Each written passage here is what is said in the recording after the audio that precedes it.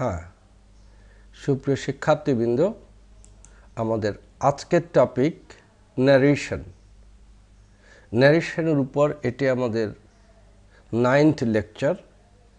এর আগে আরও 8টি লেকচার আমাদের আছে। যারা সেগুলো মিস করেছো তোমাদের জন্য আমি এই ভিডিওর নিচে লিংক দিয়ে দিচ্ছি, তোমরা সেগুলো দেখে আসবে।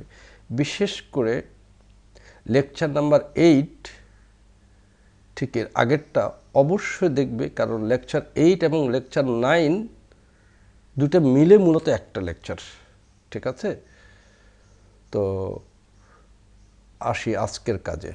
আজকে আমার জন্য সেন্টেন্স হচ্ছে good by Khalid, Rana said. তো যথারীতি তোমাদের এই বক্সের কথা নিশ্চয়ই মনে আছে, যারা প্রথম থেকে আমার লেকচারগুলো শুনে এসছো। যত রকমের ন্যারেশন আমাদের পরীক্ষাগুলোতে আসে, সকল ধরনের ন্যারেশনের অ্যান্সার দেওয়ার জন্য এই একটি বক্স আমাদের জন্য যথেষ্ট। এই বক্সটি রপ্ত করে নিতে পারলে আর অর্থগুলো বুঝলে আমরা সকল ধরনের ন্যারেশন অত্যন্ত সহজেই অ্যান্সার করতে পারবো। তো আসো সেই হিসাবে কাজ করি। প্রথমে স্পিকার মানে যিনি কথা বলছেন, এখানে কথা বলছে রানা, তাহলে স্পিকার ঘরে বসলো রানা। তারপরে রিপোর্টিং ভার্ব, ন্যারেশন করতে গিয়ে যে কথাটি আমি শুরু থেকে প্রথম লেকচার থেকেই বলে এসেছি, যে বেসিক্যালি ন্যারেশনের নতুন নিয়ম বলে কোনো কথা নেই। মূলত নতুন নতুন রিপোর্টিং ভার্ব আসে এখানে। ন্যারেশনের মূল গেমটাই খেলে রিপোর্টিং ভার্ব। আর রিপোর্টিং ভার্ব আমার যেখানে যা খুশি তা বসিয়ে দিলে হবে না, ফিক্সড করা আছে কোন ধরনের সেন্টেন্সের জন্য কোন ধরনের রিপোর্টিং ভার্ব। ঠিক আছে, এই রিপোর্টিং ভার্বগুলোই আমাদের মুখস্থ করতে হয়, জানতে হয়। তো এখানে রানা কেউ একজনকে বিদায় জানাচ্ছে। গুড বাই মানে বিদায় জানাচ্ছে। তো বিদায় জানানোর ক্ষেত্রে আমরা রিপোর্টিং ভার্ব হিসেবে ব্যবহার করব বেইড। এটা ফিক্সড, অন্য কোনো রিপোর্টিং ভার্ব এখানে দিতে যেও না। ফেয়ারওয়েল করতে গিয়া বিদায় দিতে গিয়ে আমরা বেইড ব্যবহার করি। ঠিক আছে, অবজেক্ট মানে লিসেনার, কে শুনতে পাচ্ছে। তো এখানে স্টাইলটা দেখো, good bye Khalid, Rana shed.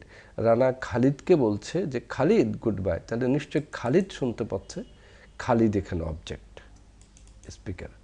তারপরে দেখো উপরের ওই সেন্টেন্সে গুড বাই, সেই সেন্টেন্সটাতে কোনো সাবজেক্ট নেই। তো যেখানে সাবজেক্ট থাকবে না সেখানে কোনো লিঙ্কিং ওয়ার্ডও থাকবে না, এবং সেখানে কোনো টেন্স ওয়ার্ডও থাকবে না। সাবজেক্ট না থাকলে লিঙ্কিং ওয়ার্ডও থাকে না, টেন্স ওয়ার্ডও থাকে না। তো তিনটা ঘর ফাঁকা, আর শেষের ঘরে বসলো ওই যে কথাটা গুড বাই বাস, finished. Rana bade Khalid goodbye, আর কিছুই না। তো একটু মনে রাখবে, গুড বাই, গুড নাইট, এই সমস্ত কথাগুলো আমরা বলে থাকি মানুষের সাথে যখন কথা বলে থাকি বিদায় মুহূর্তে। যে কোনো সময় বিদায় আমরা গুড বাই বলি, রাতে বিদায়ের সময় গুড নাইট বলি। তো এই সমস্ত শব্দগুলো যখন থাকে ন্যারেশন চেঞ্জ করার জন্য রিপোর্টিং ভার্বটা ফিক্সড করা বেইড, এটা তো মুখস্থ করে নাও। এবার আসো পরের লেকচারটা দেখি, আরেকটা সেন্টেন্স দেখি।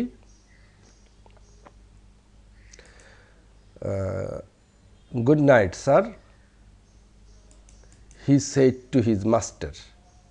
ঠিক আছে, তো যথারীতি কাজ শুরু করে দিই। স্পিকার মানে কে কথা বলছে, তিনি, এখানে কথা বলছে হি, তাহলে স্পিকার করে হি। আর রিপোর্টিং ভার্ব এই যে গুড নাইট, এটাও কিন্তু বিদায় জানানোর জন্য রিপোর্টিং ভার্ব হলো বেইড। আর লেকচার 5-এ আমরা শিখেছি ন্যারেশনের ক্ষেত্রে যদি স্যার থাকে অথবা যদি ম্যাডাম থাকে, MADAM, ম্যাডাম থাকে, তখন ন্যারেশন চেঞ্জ করার সময় এই যে রিপোর্টিং ভার্বের ঠিক আগে রেসপেক্টফুলি শব্দটা লিখতে হয়, আর অন্য কোনো ঝামেলা না, তাই লিখলাম।